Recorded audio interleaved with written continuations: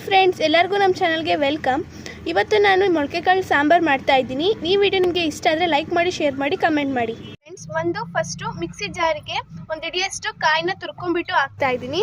Friends, ಸ್ವಲ್ಪ ಶುಂಠಿನ ನೀಟಾಗಿ ಎರೆದು ಕ್ಲೀನ್ ಮಾಡಿ ಹಾಕ್ತಾ ಇದ್ದೀನಿ. ಒಂದು ಹಿಡಿಯಷ್ಟು ಬೆಳ್ಳುಳ್ಳಿ ಹಾಕ್ತಾ ಇದ್ದೀನಿ. ಫ್ರೆಂಡ್ಸ್, ಈಗ 2 ಟೊಮೊಟೊನ ದೊಡ್ಡದಾಗಿ ಕಟ್ ಮಾಡ್ಕೊಂಡಿದ್ದೀನಿ. ಹಾಗೆ 2 ಈರುಳ್ಳಿನೂ ಕೂಡ ಕಟ್ ಮಾಡಿಕೊಂಡು ಹಾಕ್ತಾ ಇದ್ದೀನಿ. ಫ್ರೆಂಡ್ಸ್,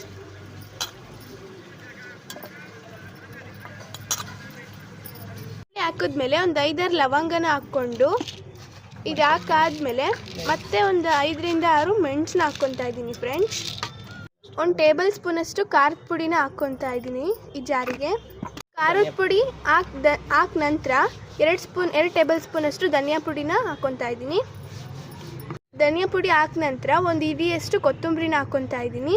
ನೀಟಾಗಿ ಅದನ್ನು ಕ್ಲೀನ್ ಮಾಡಿಬಿಟ್ಟು ಆಮೇಲೆ ಇಷ್ಟು ಐಟಮ್ಸ್ನ ಹಾಕಾದ್ಮೇಲೆ ನೀಟಾಗಿ ಗ್ರೈಂಡ್ ಮಾಡಬೇಕು. ಫ್ರೆಂಡ್ಸ್,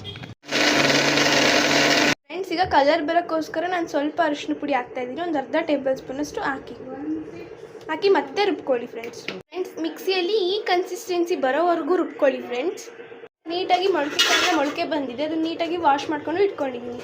ಪಾತ್ರೆ ಇಟ್ಕೊಂಡ್ಬಿಟ್ಟು ಒಂದು 3/4 ಸ್ಪೂನಷ್ಟು ಆಯಿಲ್ನ ಹಾಕ್ತಾ ಇದ್ದೀನಿ. ಈಗ ಎಣ್ಣೆ ಕಾದಿದೆ. ಒಂದು ಸಣ್ಣಗೆ ಈರುಳ್ಳಿ ಕಟ್ ಮಾಡ್ಕೊಂಡ್ಬಿಟ್ಟು ಹಾಕ್ತಾ ಇದ್ದೀನಿ.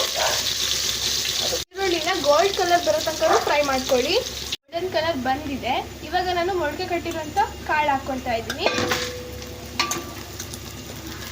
ಇದರ ನೀಟಾಗಿ ಹಾಕ್ಕೊಳ್ಳಿ. ಫ್ರೆಂಡ್ಸ್, ನೀಟಾಗಿ ಹಾಕ್ಕೊಂಡು ಮಿಕ್ಸ್ ಮಾಡ್ಕೊಳ್ಳಿ. ಫ್ರೆಂಡ್ಸ್, ಮಿಕ್ಸ್ ಮಾಡ್ಕೊಂಡ್ಬಿಟ್ಟು ಆಮೇಲೆ ರುಬ್ಬಿಟ್ಕೊಂಡಿರುವಂಥ ಮಸಾಲೆನ ಹಾಕಿ. ಫ್ರೆಂಡ್ಸ್, ಅಷ್ಟು ಹಾಕಿ. ಫ್ರೆಂಡ್ಸ್, ನಿಮಗೆ ಎಷ್ಟು ನೀರು ಬೇಕೋ ಅದನ್ನು ಆ ಮಸಾಲೆ ಜೊತೆಗೆ ಹಾಕಿ ನೀಟಾಗಿ ಮಿಕ್ಸ್ ಮಾಡಿ. ಫ್ರೆಂಡ್ಸ್,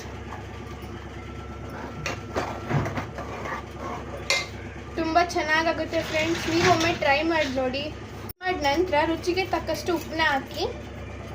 ಫ್ರೆಂಡ್ಸ್, ಇದನ್ನು ಚೆನ್ನಾಗಿ ಕುದಿಸಿ ತುಂಬ ಚೆನ್ನಾಗಿ ರುಚಿ ಕೊಡುತ್ತೆ. ಫ್ರೆಂಡ್ಸ್, ಒಳ್ಳೆ ವಾಸನೆ ಕೂಡ ಬರ್ತಾ ಇದೆ. ಫ್ರೆಂಡ್ಸ್, ಸಬ್ಸ್ಕ್ರೈಬ್ ಮಾಡಿ, ಲೈಕ್ ಮಾಡಿ, ಶೇರ್ ಮಾಡಿ.